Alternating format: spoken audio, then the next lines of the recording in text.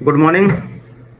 चलिए शुरू करते हैं। वैसे आज कंपाइलर का टर्न था, लेकिन ऑपरेटिंग सिस्टम का जो जहाँ तक किया हुआ है एग्जाम में, वो आपका खत्म कर लेते हैं आज। ठीक है, बाकी आप लोग पढ़ना चाहेंगे तो हम नेक्स्ट वीक भी कंटिन्यू कर सकते हैं, क्योंकि आज के टॉपिक के बाद जो इम्पोर्टेंट आगे आपका जो बचता है नियर फ्यूचर, वो डिस्क शेड्यूलिंग वाला एक टॉपिक जो इम्पोर्टेंट है वो बचता है। ठीक है, तो फिलहाल अभी आज की क्लास देख लीजिए, इसके बाद अगर आपको कंटिन्यू कराना है तो फिर आगे जो वीक है उसमें हम कंटिन्यू कर सकते हैं। ठीक है, लिमिटेशन तो है समय की। तो फिलहाल लास्ट क्लास में हम लोगों ने देखा था कि फीफो था, पेज रिप्लेसमेंट एल्गोरिथम, और फीफो में जो हमारी एक एनोमली थी, दैट इज बेलाडेज एनोमली।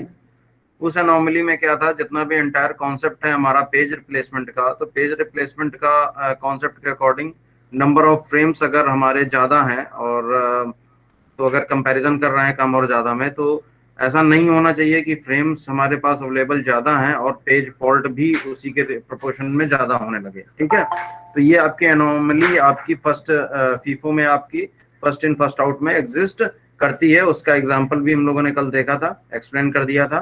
तो उसमें किसी को कुछ समझने में परेशानी हो तो पूछ ले। अभी ऑपरेटिंग सिस्टम ले रहे हैं आज, कल ले लेंगे उसका कंपाइलर का।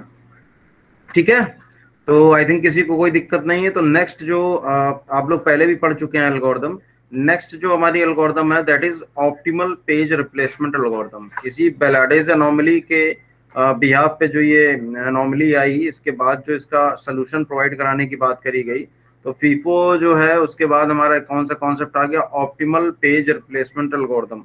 अगर आप लोगों को याद हो तो ऑप्टिमल पेज रिप्लेसमेंट एल्गोरिथम में होता क्या है कि एंटायर स्ट्रिंग को हम देख लेते हैं, और एंटायर स्ट्रिंग में अगर जो पेज हमारा रिप्लेसमेंट की जब बात आती है, तो हम उस पेज को रिप्लेस करेंगे जो कि नियर फ्यूचर आपका बहुत देर बाद यूज होगा।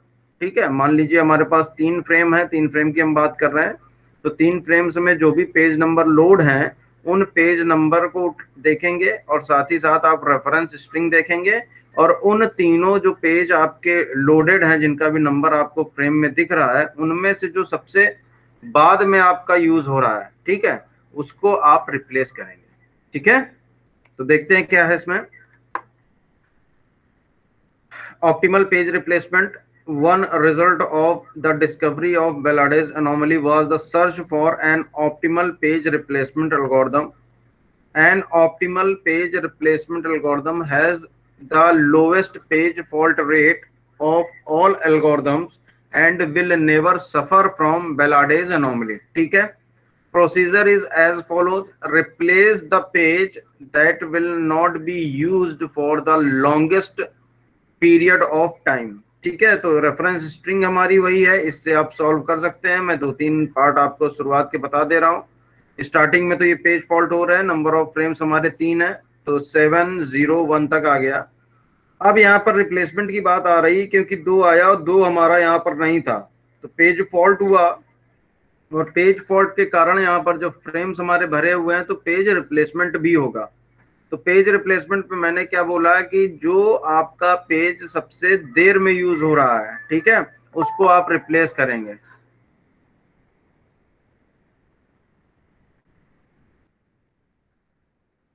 दो है हमारा, ठीक है, तो यहां से आप रेफरेंस स्ट्रिंग स्टार्ट करना शुरू करें। हमारे पास 0 और 1 है, ठीक है, 0, 1 एंड 7, इन तीनों में आपको देखना है कि सबसे देर में कौन यूज होगा। तो 0 तो अभी तुरंत बाद यूज होने वाला, तो इसको हम रिप्लेस नहीं करेंगे।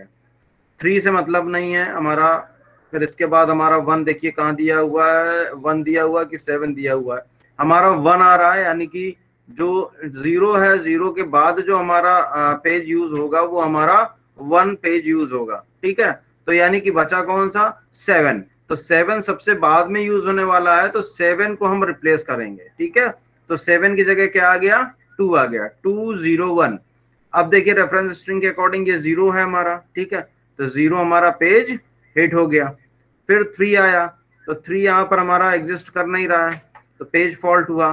फ्रेम्स भरे हैं तो पेज रिप्लेसमेंट होगा। तो पेज रिप्लेसमेंट में अगेन वही कॉन्सेप्ट फिर से मैं रिपीट कर रहा हूँ आपको कि हमारे पास जो पेज लोडेड है उसमें 201 है, और आप यहाँ पर हैं 3 पर, तो आपको देखना है कि 201 में कौन सा ऐसा पेज है जो सबसे बाद में यूज होगा। तो 0 तुरंत यूज होने वाला, इसको हम रिप्लेस नहीं कर सकते हैं। फिर आप देखिए 2 और 1 में सबसे पहले कौन यूज होगा, तो ये हमारे पास आ गया 2 और 1 बाद में है, तो हम क्या करेंगे 2 को बनाए रखेंगे और 1 को रिप्लेस कर देंगे। तो देखिए 1 को रिप्लेस कर दिया 203, इस तरीके से। ठीक है, समझ में आया? Yes sir. कोई दिक्कत तो नहीं है? तो इसको कंप्लीट कर लीजिए अपने लेवल पे। नहीं। रेफरेंस स्ट्रिंग आपके पास होगी, पुरानी वाली ही है रेफरेंस स्ट्रिंग, आई थिंक आ गई ये वाली। ठीक है, ये रेफरेंस स्ट्रिंग दी हुई है, इसके अकॉर्डिंग अब समझ में आ गया है, आपके पास पहले भी रही होगी रेफरेंस स्ट्रिंग। सॉल्व करके बताइए भाई जल्दी से।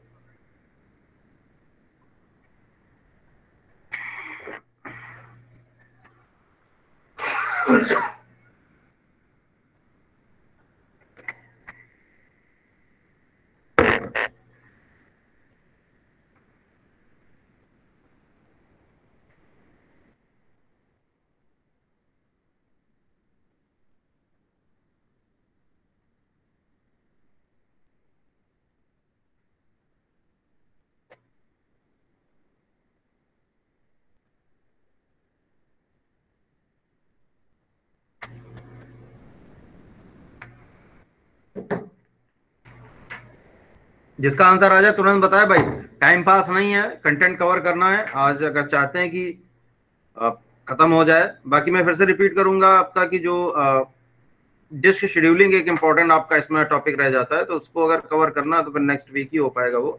तो अगर आपको पढ़ना हो तो बता दीजिएगा। बाकी सिलेबस मैं आज तक का ही रख रहा हूँ, एग्जाम में ज़्यादा हो जा रहा है कंटेंट।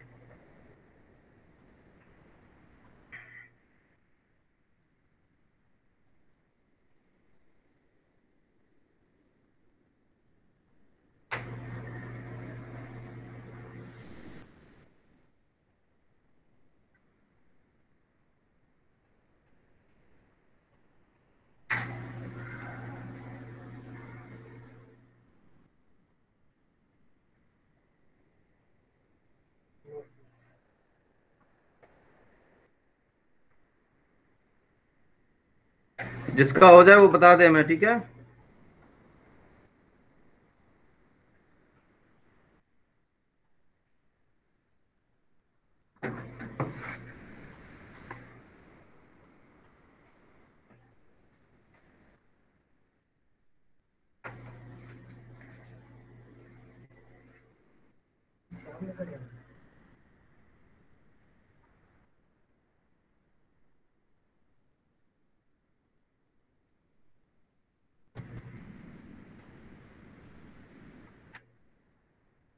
सृष्टि यादव, यस सर। सॉल्व किया? सर क्वेश्चन दिखा दीजिए एक बार। अरे क्वेश्चन क्या, रेफरेंस स्ट्रिंग तो वही है ना जो कल वाले क्लास में था। सर नो, मैं क्लास अटेंड नहीं किया था मैंने। ठीक है, अभी दिखाएंगे तब देखना। Okay sir.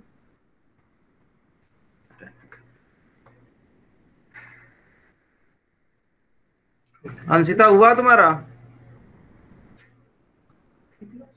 अरे वो तो लो आज यस सर कर रहे हैं। जल्दी करो भाई, टाइम इतना ज्यादा लगना नहीं चाहिए। हाँ सर बस हो गया। हाँ ठीक है, करो जल्दी, बताओ नंबर ऑफ पेज फॉल्ट बताने। ऋतु, मतलब कुल मिला के अभी किसी का हुआ नहीं, कर रहे हैं सब। चलिए करिए, 2-3 मिनट और ले लीजिए।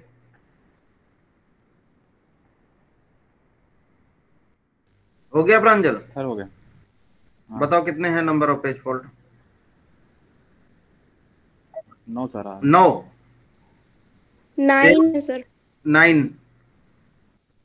Yes sir 9। 9 आ गए तो ठीक ही होगा जब सबके 9 आ रहे हैं। और जो फीफो में था आई थिंक उसमें 15 थे ना? हाँ सर 15 ही था। 15 था फीफो में, हाँ। तो ठीक है, ये ऑप्टिमल ये आ गया आपका। देख लेते हैं कितने हैं। एक, ये तो आपका वो दिया हुआ है, ये रहा 1 2 3 4 5 6 7 8 9, 9 है। वेरीफाई कर लीजिए कि लास्ट में जो फ्रेम है उसमें पेज कौन से लोड होंगे। 701। कभी कभी ऐसा होता है कि हमें आगे का देखना है और पेज फिर आगे जैसे रेफरेंस स्ट्रिंग खत्म हो रही है तो कोई भी आप पेज फिर रिप्लेस कर सकते हैं। ठीक है, कोई भी पेज आप रिप्लेस कर सकते हैं अगर आगे हमारा जो है रेफरेंस स्ट्रिंग दी हुई है। मान लीजिए यहाँ पे तो 0 1 दिया हुआ है, 7 के केस में आपने 2 कर दिया। ठीक है, अब मान लीजिए यहाँ पे 0 1 की जगह कोई और होता तो आप कोई भी पेज आप रिप्लेस कर सकते थे। ठीक है, जो कि यहाँ लोडेड नहीं है।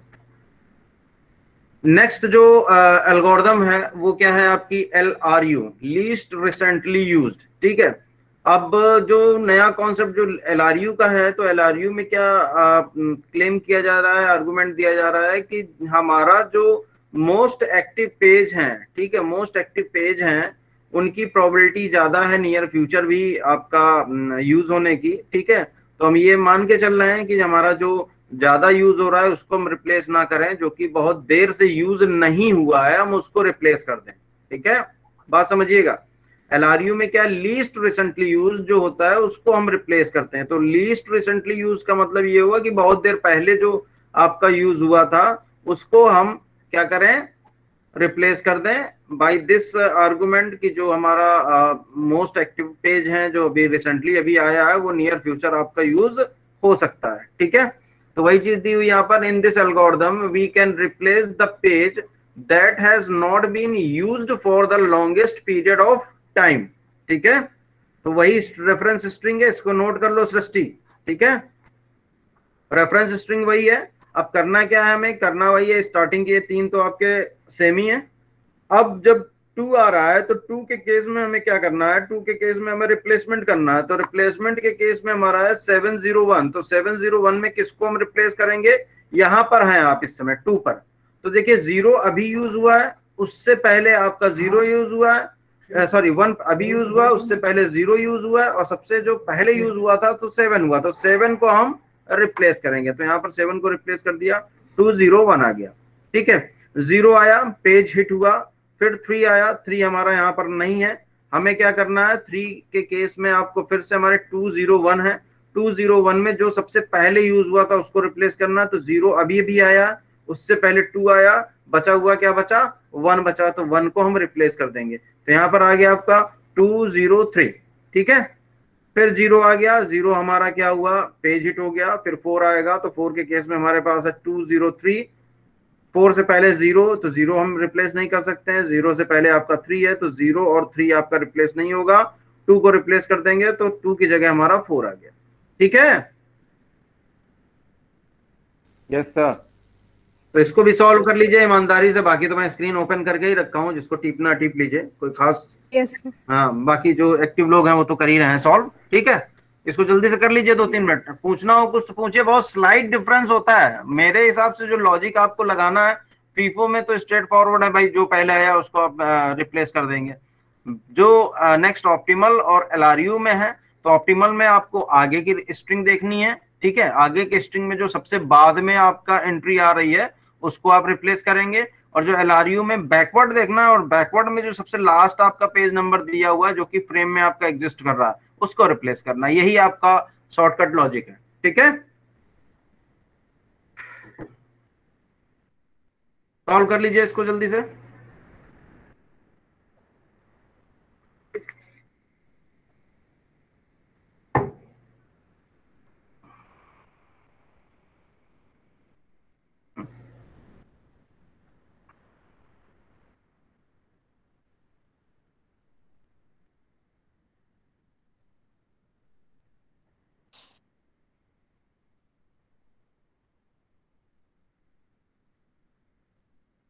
पूछना है किसी को कुछ? नहीं सर, आगे बोलिए। चलिए ठीक है, आगे बढ़ते हैं। ये जैसे कि आपका CPU शेड्यूलिंग मैंने बताई थी, तो CPU शेड्यूलिंग में जनरली होता क्या है कि हम लोगों से पूछा जाता है कि कितनी एल्गोरिदम्स हैं। तो जैसे CPU शेड्यूलिंग एल्गोरिदम में हम लास्ट की एल्गोरिदम जिन पे न्यूमेरिकल नहीं बनते हैं उनको भूल जाते हैं। क्या था उसमें, multi level queue scheduling, multi level feedback queue scheduling and multi processor scheduling. ये 3 बाद में बचती हैं, इसको हम जनरली बोलते ही नहीं है, हम राउंड रॉबिन तक बोल के भूल जाते हैं। ठीक है, तो इंक्लूड सारी करनी होती हैं। उसी तरीके से जैसे कि आपको पेज रिप्लेसमेंट एल्गोरिदम पूछी जाएगी, तो पेज रिप्लेसमेंट एल्गोरिदम में आप यही 3 बता देंगे कि फीफो होती है, ऑप्टिमल होती है, एलआरयू होती है। बट उसके बाद जो आपका न्यूमेरिकल जिन पे नहीं दिया है उस पे भी है, जैसे 4 आपका counting based page replacement algorithm. ठीक है, तो एक होती है एलएफयू और दूसरी होती है एमएफयू। एक होती है एलएफयू और दूसरी होती है एमएफयू। तो लीस्ट फ्रीक्वेंटली यूज यानी कि हर एक पेज के साथ क्या है आपका काउंटर सेट होगा। ठीक है, तो काउंट क्या होगा, काउंट जो भी पेज का आपका हम कम होगा उस पेज को हम रिप्लेस कर देंगे। ठीक है, अब इसमें देखिए दोनों आर्गुमेंट क्या दिए हुए हैं कि भाई जो पेज आपका लीस्ट फ्रीक्वेंटली यूज्ड है, ठीक है, तो लीस्ट फ्रीक्वेंटली यूज का मतलब कि वो आइडल पेज है, उसकी जो प्रोबेबिलिटी है वो आगे यूज होने वाली नहीं है, इसलिए हम जो लीस्ट फ्रीक्वेंटली जिसका काउंट कम आ रहा है उसको हम रिप्लेस कर सकते हैं। और जो मोस्ट फ्रीक्वेंटली यूज्ड में है, तो मोस्ट फ्रीक्वेंटली यूज्ड में क्या बोला जाता है कि जिसका काउंट ज्यादा है उसको हम रिप्लेस कर लेंगे। उसमें इसका कॉन्ट्राडिक्टरी लॉजिक दे रहे हैं कि एक पेज जिसका काउंट ज्यादा है दैट मींस वो आपका पेज अपने एंटायर प्रोग्राम के एग्जीक्यूशन में मैक्सिमम अपना एग्जीक्यूशन कंप्लीट कर चुका है। ठीक है भाई, एक ही पेज का तो एग्जीक्यूशन होता नहीं जाएगा, तो उसमें ये लॉजिक दे रहे हैं कि जो पेज का काउंट आपका कम है उसको आप बनाए रखें, जिसका ज्यादा है तो दैट मींस उसका एंटायर कोड में जो भी एंट्री थी या जो भी एक्सेसिबिलिटी थी वो नियर अबाउट टू आपका कंप्लीट होने वाली है, तो हम उसको रिप्लेस कर सकते हैं। लीस्ट फ्रीक्वेंटली में क्या बोल रहे हैं, लीस्ट फ्रीक्वेंटली में उल्टा बोल रहे हैं कि पेज आइडल है, ये ज्यादा यूज नहीं हो रहा, तो आप इसको रिप्लेस कर दीजिए, तो आपके पेज फॉल्ट की जो काउंट होगा, पेज फॉल्ट का जो फ्रीक्वेंसी होगी वो कम से कम होगी। ठीक है, तो दो होते हैं काउंटिंग बेस्ड रिप्लेसमेंट में, एक लीस्ट फ्रीक्वेंटली यूज्ड, दूसरा है most frequently used, LFU and MFU. requires that the page with the smallest count be replaced. The reason for this selection is that an actively used page should have a large reference count. ठीक है, a problem arises when a page is used heavily during the initial phase of a process but then is never used again. अभी इसमें ये जो reason दिया जा रहा है, ये एक डिसएडवांटेज बता दिया गया। हो सकता है ऐसा है कि जो पेज स्टार्टिंग में है वो बहुत ज्यादा यूज किया गया, ठीक है, अब आगे उसकी जरूरत नहीं है, तो फिर क्या है आप उस पेज को बनाए रख रहे हैं। ठीक है, तो वो क्या करेगा, अल्टीमेटली पेज फॉल्ट को ही टेंड करेगा। ठीक है, since it was used heavily it has a large count and remains in memory even though it is no longer needed. One solution is to shift the count right by 1 bit at regular intervals, forming an exponential decaying average usage count. अब ये solution दे रहे हैं जैसे कि हम लोगों ने ageing वाला किया था, उसी तरीके से इसको काउंट आपका शिफ्ट करके कम किया जा रहा है। दूसरा देखिए जो मोस्ट फ्रीक्वेंटली यूज्ड है, मैं बता चुका हूं, based on the argument that the page with the smallest count was probably just brought in and has yet to be used. The implementation of these algorithm is expensive and they do not approximate optimal replacement well. ठीक है, तो ये जो दिया हुआ है इस पे न्यूमेरिकल आपके नहीं बनते हैं, बस इसी तरीके का कॉन्सेप्ट है। तो आई थिंक हमारे पास कितनी शेड्यूलिंग कितनी पेज रिप्लेसमेंट एल्गोरिथम आ गई, जब भी कोई पूछेगा ध्यान रखिएगा। फीफो हो गया, ऑप्टिमल हो गया, एलआईयू हो गया, काउंटिंग बेस्ड हो गया, काउंटिंग बेस्ड में क्या है, एलएफयू है और एमएफयू है, तो एब्रीवेटेड फॉर्म ही ना यूज करते रहिएगा। Least recently used and most frequently used. कौन भाई वीआईपी सर आए हैं, उदय प्रताप, चलो भाई क्लास कर लो, अटेंडेंस की कोई गारंटी नहीं। चलो भाई प्रमोशन लगा दे रहे हैं उदय की अटेंडेंस। तो इतना समझ में आ गया आप लोगों को? Yes sir. चलिए अब थ्रेशिंग देखते हैं, थ्रेशिंग क्या होती है। तो थ्रेशिंग ये जो फ्रेम और जो पेज रिप्लेसमेंट वाली चीजें हैं, इनसे हम जो है देखते हैं। अब देखिए जो हमारी डिग्री ऑफ मल्टी प्रोग्रामिंग या जो हम पैरामीटर देखें कि हमारा जो सीपीयू है उसका यूटिलाइजेशन ज्यादा से ज्यादा हो, है ना, यही होता है, और डिग्री ऑफ मल्टी प्रोग्रामिंग भी उसी के अकॉर्डिंग बढ़ती है। तो जब हमें सीपीयू को बेटर यूटिलाइज करना है, तो ये जो आप पेज फॉल्ट और ये जो फ्रेम और पेज रिप्लेसमेंट एल्गोरिथम्स देख रहे हैं, तो it will take some time. मतलब ये है कि डिजायर्ड फ्रेम जो भी आपका विक्टिम फ्रेम है, फिर डिजायर्ड फ्रेम को जो हमारा पेज है उसको फ्रेम लोकेट कराकर वहां वापस स्वैप इन कराना, इसमें आपका टाइम लगता है। ठीक है, तो उस केस में क्या होता है, डिग्री ऑफ मल्टी प्रोग्रामिंग बढ़ाने के लिए क्या है, नई प्रोसेसेस आपके इंट्रोड्यूस करने जो ऑपरेटिंग सिस्टम है वो कर देता है। तो सीपीयू को बेटर यूटिलाइज करने के चक्कर में क्या होता है कि सीपीयू का यूटिलाइजेशन भी ऑलमोस्ट जीरो की तरफ चला जाता है। कैसे? क्योंकि एक समय ऐसा आएगा जब हमारे पास क्या होगा कि हम नंबर ऑफ प्रोसेसेस ज्यादा करते चले जा रहे हैं, और यही आप बेस्ट एग्जांपल ले लीजिए, आइडल केस ले लीजिए कि हर एक प्रोसेस को इनपुट आउटपुट या ये जो आपकी पेज फॉल्ट जो है वो आपकी एक्टिविटी हो रही है।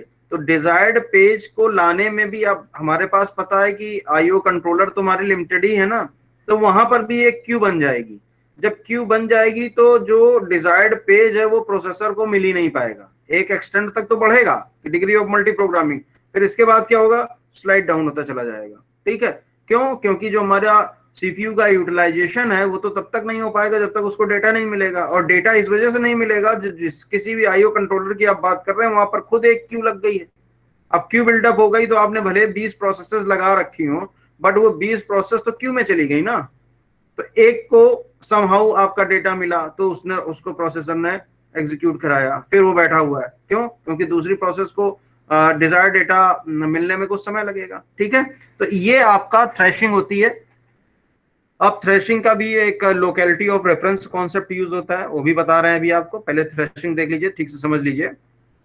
If the process does not have the number of frames it needs to support page in active use, it will quickly page fault। ठीक है, ये पता है, कुछ नया नहीं है इसमें। at this point it must replace some page। ठीक है, however since all its page are in active use it must replace a page that will be needed again right way। ये थोड़ा सा देख लीजिए कि भाई पेज रिप्लेसमेंट तुम्हें करना ही करना है। अब डजेंट मैटर कि वो कितना एक्टिव पेज है और कितना आइडल पेज है, वो आगे भी यूज हो सकता है। Consequently it quickly faults again and again, मतलब ये एक्टिव पेज है तो एक्टिव पेज जब हुआ तो आपने उसको रिप्लेस कर दिया। क्यों? क्योंकि अभी रिक्वायरमेंट दूसरे की थी, जैसे ही दूसरा इन आया पहले वाले की रिक्वायरमेंट आ गई, तो पहले वाले की जैसे ही आपके पास आ गई रिक्वायरमेंट तो फिर क्या होगा, फिर दूसरे को रिप्लेस करना पड़ेगा। तो ये जो आपका रिप्लेसमेंट का जो प्रोसीजर है वो आपका बार बार बहुत ज्यादा होगा। ठीक है, तो however since all its pages are in active use it must replace a page that will be needed again right away। Consequently it quickly faults again and again replacing pages that it must bring back in immediately। This high paging activity is called thrashing। ठीक है, बात समझ में आ गया? जो भी आपका बार बार actively pages आपके जो रिप्लेस हो रहे हैं इसको हम बोलते हैं thrashing. A process is thrashing if it is spending more time in paging than executing. A process is thrashing if it is spending more time in paging than executing. बात समझ में आ रही है सब लोगों को? यस सर, समझ गए। समझ गया ना? अब देखिए, जो मैं बता रहा था कि सीपीयू का यूटिलाइजेशन वाली बात कर रहे थे, तो वो मेन कॉज होता है बिहाइंड थ्रेशिंग। देखिए कैसे होगा कॉज ऑफ थ्रेशिंग। देखिए, the operating system monitors CPU utilization. If the CPU utilization is too low we increase the degree of multi-programming by introducing a new process। A global page replacement algorithm is used। It replaces pages without regard to the process to which they belong। ठीक है, doesn't matter, उसको तो बस page, कोई भी आपका algorithm जो हमारे पास पेज रिप्लेसमेंट है उसको फॉलो करते हुए किसी भी पेज को रिप्लेस कर देना। Now suppose that a process enters a new phase in its execution and needs more frame।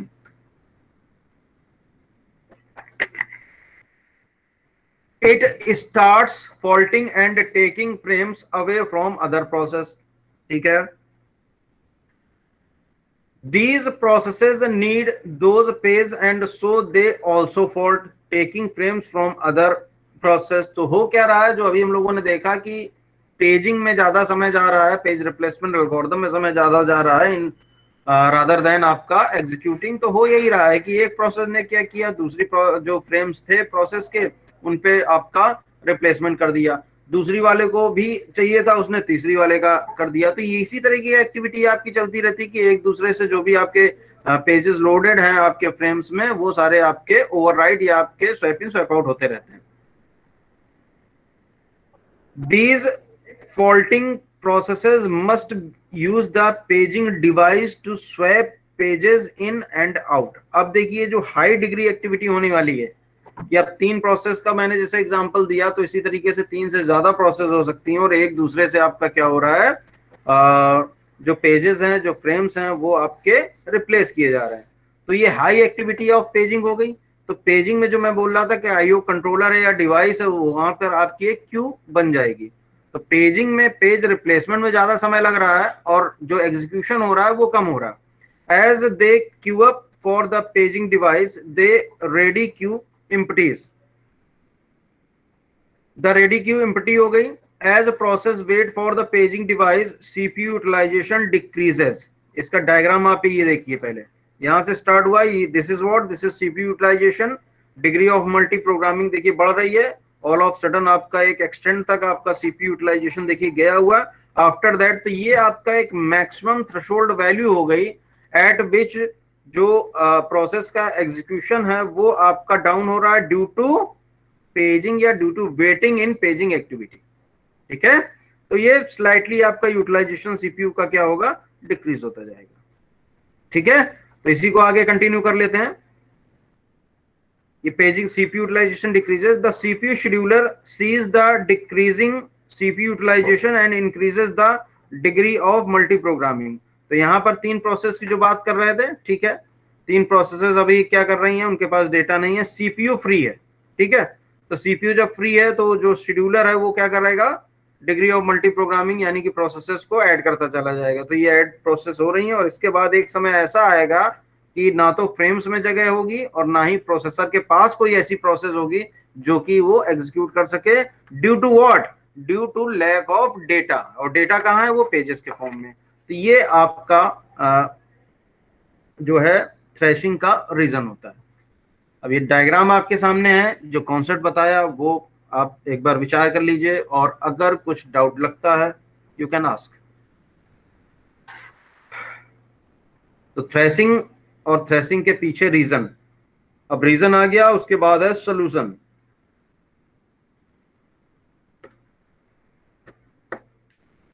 ठीक है, तो रिपीट तो नहीं करना है। ठीक है सर। विश्वास का क्या कहना है, मोस्ट रिसेंटली यूज नहीं आएगी, ये किस एल्गोरिथम्स की बात कर रहे हो भाई?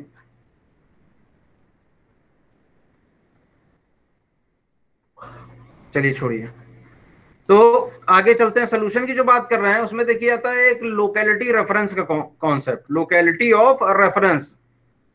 तो जब भी आप प्रोग्राम, पहले एक कॉन्सेप्ट मैं क्लियर कर दे रहा हूं, इसके बाद आप उसको नरेट करूंगा जो भी कॉन्सेप्ट दिया हुआ है। होता क्या है कि जब भी एक प्रोग्राम, जो ये अब इसको रिलेट आप किससे करेंगे, इसको रिलेट करेंगे पेज रिप्लेसमेंट्स जो आपके कॉन्सेप्ट्स हैं उससे। तो एक बार क्या है, आपका जो प्रोग्राम आपका बनता है, तो प्रोग्राम्स में देखिए जो आप कोड लिखते हैं तो कोड में कुछ आपके इंस्ट्रक्शंस क्या होते हैं, जैसे आप सेगमेंट्स की बात करते हैं, स्क्वायर रूट और मेन फंक्शन और जो भी आपका math.h के एक आध और फंक्शन आप निकाल लीजिए, उनके अकॉर्डिंग अगर हम देखेंगे तो जो डेटा की रिक्वायरमेंट है वो एक स्पेसिफिक रीजन्स में होती है। ठीक है, मान लीजिए स्क्वायर रूट आपको चाहिए, तो स्क्वायर रूट आपका भले ही एक प्रोग्राम के अंदर है लेकिन उसके दौरान जो भी आपका डेटा यूज होने वाला है वो फिक्स है। ठीक है, और वहां पर जो रिलेशन होगा वो 2-3 पेजेस का एक दूसरे से होगा। तो वो लोकेलिटी क्या हो गई, वो लोकेलिटी जो पेजेस की है, वो पेजेस की लोकेलिटी किसको रेफर कर रही है, आपकी स्क्वायर रूट को, वो सेपरेट है। इसी तरीके से आप मान लीजिए दूसरा फंक्शन आप निकाल रहे हैं, कोई फंक्शन आपने बना रखा, तो उस फंक्शन के दौरान जो यूज होने वाले पेजेस हैं वो भी आपके एक दूसरे से आपके क्लोजली रिलेटेड होते हैं। तो होता है कि जब भी आपका प्रोग्राम का एग्जीक्यूशन होता है तो ये पेजेस आप जिसको आप मैं बोल रहा हूं कि एक दूसरे से रिलेटेड है, तो लोकेलिटी टू लोकेलिटी वेरी करता है। ठीक है, तो लोकेलिटी टू लोकेलिटी वेरी करता है। तो अगर हमने गुड लोकेलिटी ऑफ रेफरेंस आपने कर रखा है तो पेज फॉल्ट की पॉसिबिलिटी क्या होगी, कम होगी। क्यों?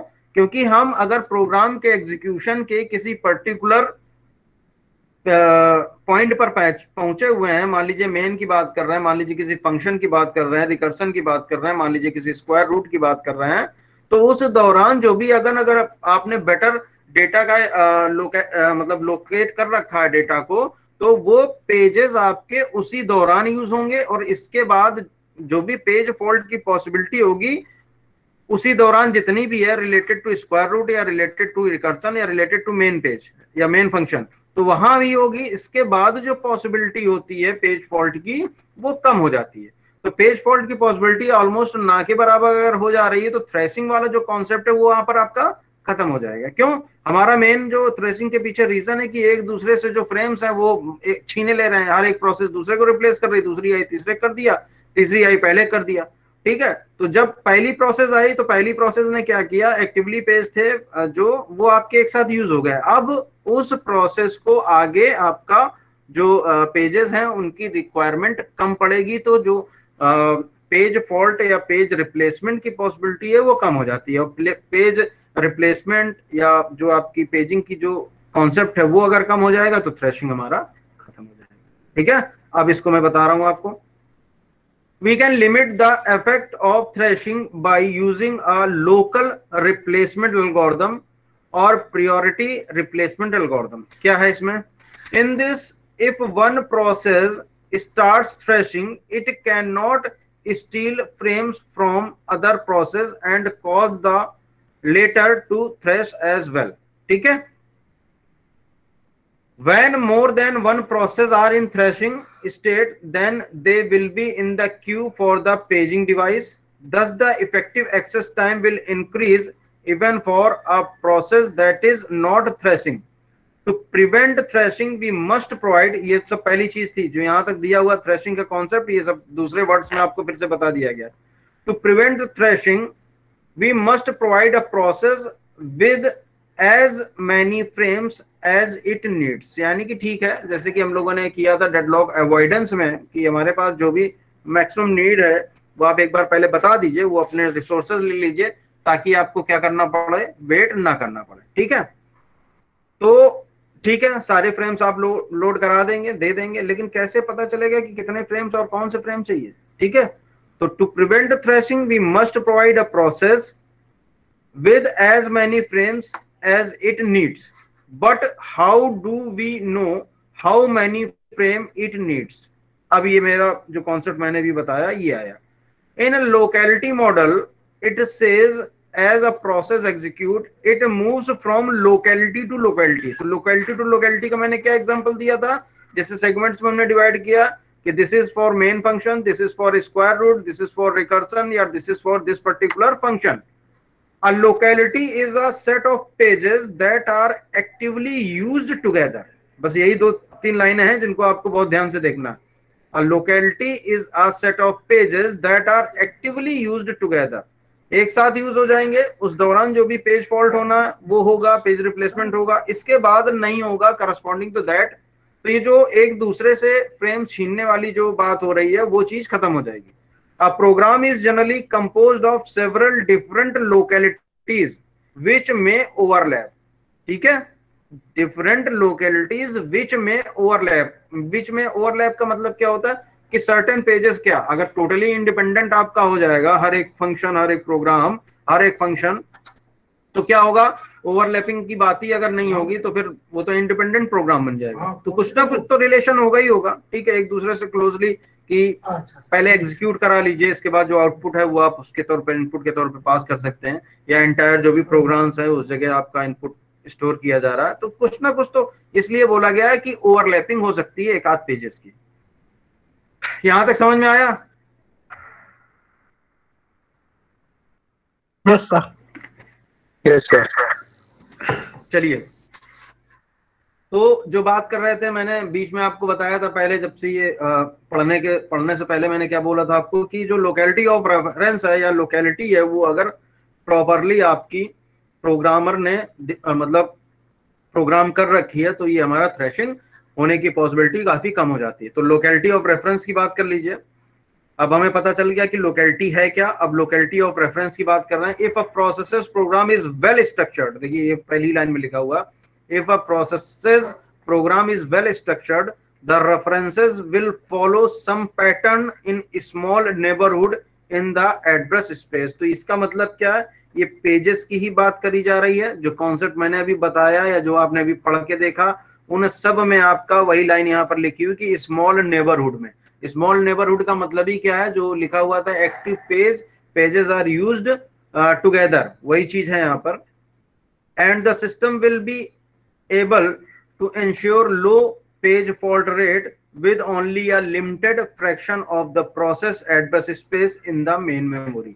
जब बार बार आपके वही पेजेस आपके यूज होने हैं तो फिर जो पेज फॉल्ट की पॉसिबिलिटी है वो कम हो जाएगी ड्यूरिंग दैट जो आपका पोर्शन ऑफ प्रोग्राम का एग्जीक्यूशन है उस दौरान। ठीक है, तो पेज फॉल्ट होना नहीं है तो पेजिंग में आपका समय लगना नहीं है। ठीक है, this is known as locality of reference.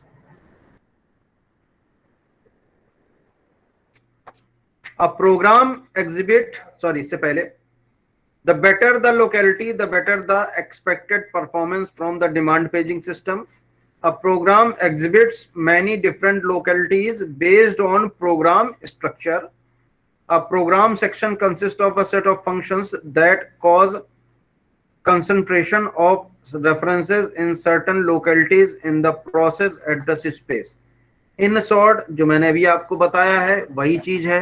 Locality to locality का मतलब ही यही है कि किसी इंस्ट्रक्शन या पार्ट ऑफ द प्रोग्राम के करस्पॉन्डिंग जो डेटा की रिक्वायरमेंट होती है, जो पेजेस की रिक्वायरमेंट होती है, वो फिक्स होती है, एक दूसरे के साथ क्लोजली आपके डिपेंडेंट होते हैं। एक बार यूज हो गए, इसके बाद नेक्स्ट टाइम जब वो इंस्ट्रक्शन एग्जीक्यूट हो गए तो उस पर्टिकुलर पोर्शन के करस्पॉन्डिंग कोई भी पेज फॉल्ट नहीं होगा। तो अगर बेटर लोकेलिटी हम यूज कर रहे हैं तो जिन पेजेस की हम बात कर रहे हैं कि एक बार इन हो गए, उनको एक बार यूज कर लिया गया और फिर इसके बाद जैसे ही वो पेजेस आउट हुए तो उनकी दोबारा यूज करने की पॉसिबिलिटी कम हो जाती है। तो it will decrease the paging activity, या जिसको आप पेज फॉल्ट एक्टिविटी बोल रहे हैं। तो सिंपल सी बात है कि हमारा थ्रैशिंग कम हो जाएगा और सीपीयू का यूटिलाइजेशन ठीक ठाक चलता रहेगा। ठीक है, पूछना है किसी को?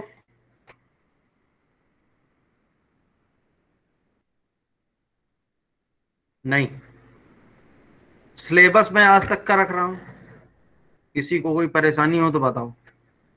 ठीक है प्रांजल? ठीक है सर, ठीक है। सिलेबस आज तक का रहेगा पूरा। जो और भी होना चाहिए था वो आपका होना चाहिए था। जो नेक्स्ट आपका टॉपिक यूनिट 5 में आता है, जो मैंने अभी आपको बताया कि डिस्क शेड्यूलिंग होती है, उस पर न्यूमेरिकल आते हैं नियर फ्यूचर आपको। तो वो जो अगर पढ़ने वो सिलेबस का पार्ट नहीं है तो आप बता दीजिएगा, तो नेक्स्ट वीक में शेड्यूल करके उसको बता दूंगा। ठीक है, सर इतना ही काफी है। इतना ही काफी है।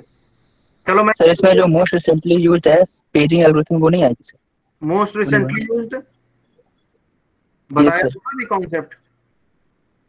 ये मतलब न्यूमेरिकल जितने बताएं यार, अब मुझे भी नहीं पता कि आप लोगों ने क्या क्या एल्गोरिथम्स पहले पढ़ रखी हैं। ठीक है, तो जितनी मैंने बताई है उतना आएगा। ठीक है, ओके सर। हाँ, अब जो है बाकी सिलेबस मैंने इसीलिए बोल दिया है, पहले ही मैंने क्लियर कर दिया कि सिलेबस आज तक रहेगा। स्टिल जो है आपको डिस्क शेड्यूलिंग प्रोग्राम बनते हैं उसी तरीके से आपके, जैसे सीपीयू शेड्यूलिंग में है, फर्स्ट इन FCFS होता है और कई सारी चीजें होती हैं। तो अगर पढ़ना हो तो बताइएगा, तो नेक्स्ट वीक शेड्यूल कर लूंगा। फिलहाल सिलेबस आपका यहीं तक है। यहाँ तक अगर किसी को कोई दिक्कत हो तो पूछ लीजिए। कल की क्लास में कोशिश करूंगा कि आपका जो कंपाइलर का सिलेबस है वो कंप्लीट हो जाए। ठीक है, नहीं हो पाएगा तो थोड़ा और टाइम और लेकर उसको कंप्लीट करने की कोशिश करूंगा। ठीक है, आप किसी को कंपाइलर में ट्री एड्रेस तक ही आएगा? कंपाइलर में नहीं, प्रोग्राम ट्री एड्रेस चल रहा है। नहीं ना नहीं ना, थ्री एड्रेस कोड बताया, उसके आगे भी है आपका। ठीक है, ऑप्टिमाइजेशन का पार्ट हम बताएंगे आपको, वो करना है। कोशिश कर रहा हूँ कि जितना कम से कम हो, देखिए इसीलिए मैंने आज ही आपको बता दिया। और क्या जो जरूरी होना चाहिए वो होना चाहिए, लेकिन नहीं हो पा रहा है। लैब में कुछ पढ़ाएंगे? हाँ, लैब में कुछ पढ़ाएंगे? नहीं नहीं नहीं नहीं नहीं, लैब में नहीं पढ़ाएंगे कुछ। ठीक है, ठीक है। कल ही पढ़ाएंगे, क्योंकि मुझे पेपर वगैरह भी कंप्लीट करके देना और भी कई सारी चीजें हैं, ठीक है। तो लैब में क्लास नहीं होगी और जरूरत नहीं है, ठीक है। ठीक है। अगर मैं पढ़ाऊंगा तो फिर वो सिलेबस में रखूंगा, फिर वो आप लोग गुस्सा हो जाओगे कि अरे सर इतना पढ़ा दिए। नहीं चलो ठीक है। Okay sir. कल उसका आपने एग्जाम का पूछ ही लिया, लैब का मैंने बता भी दिया है कि मोस्ट प्रॉब्ली देखिए ऑनलाइन ही करेंगे, मैडम जब भी बोल देंगे उस डेट में हम फिर कोशिश करेंगे, ठीक है। नॉट 100%। सर आपकी भी और सर डीबीएमएस की दोनों की? डीबीएमएस का भाई डीबीएमएस वाले जाने, है ना। अच्छा ठीक है। अब मैं अपनी बात कर रहा हूँ, मैं अपनी जहाँ तक बात हो गई थी मैम से मेरी, अब वो है कि मैम डेट जिस दिन बताएंगी, क्योंकि होता क्या है कि कई बार कुछ चीजें डिसाइड होती हैं, फिर यूनिवर्सिटी की तरफ से कुछ और आ जाता है गाइडलाइन, तो उसको भी फॉलो करना पड़ता है। तो इसीलिए मैंने कहा नॉट 100% गारंटीड, लेकिन ऑनलाइन की पॉसिबिलिटी आपकी 90% है, ठीक है। मैं बता दूंगा कैसे क्या करना है। अभी और कोई किसी को कुछ पूछना है? नहीं, चलिए ठीक है, एंड कर रहे हैं आज की क्लास।